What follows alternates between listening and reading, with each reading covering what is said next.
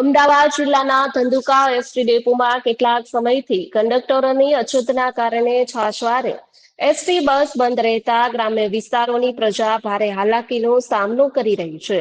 અમદાવાદ વિભાગીય નિયામક ધંધુકા એસટી ડેપોમાં ધ્યાન આપે તે જરૂરી બન્યું છે.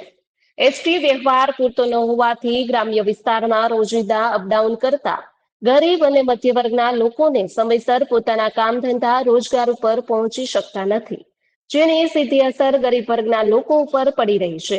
હાલમાં શાળા કોલેજોમાં વેકેશન હોવાથી વિદ્યાર્થીઓ દ્વારા મુસાફર પાસ કઢાવીને કોમ્પ્યુટર ક્લાસ માટે દરરોજ મોટી સંખ્યામાં અપડાઉન કરી રહ્યા છે. ધંધુકા એસટી ડેપો દ્વારા ધંધુકા, રાણપુર અને ધોલેરા તાલુકાના દૂરના ગ્રામ્ય વિસ્તારોમાં એસટી બસોનું સંચાલન કરવામાં આવે છે. ધંધુકા એસટી ડેપોમાં છેલ્લા કેટલાક સમયથી 30 કરતા વધારે કંડક્ટરોની અછતને કારણે છાશવારે એસટી બસો બંધ રહે છે, જેને લઈને ગ્રામ્ય વિસ્તારના મુસાફરોને ભારે હાલાકી ભોગવવી પડે છે.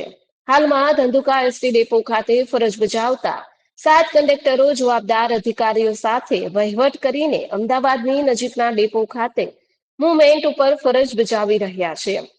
હાલમાં ડેપો ખાતે કંડક્ટરોની અછત મામલે ધંધુકા એસટી ડેપોના અધિકારીઓ દ્વારા દર મહિને વિભાગીય નિયામકને લેખિતમાં રજૂઆત કરવામાં આવે છે.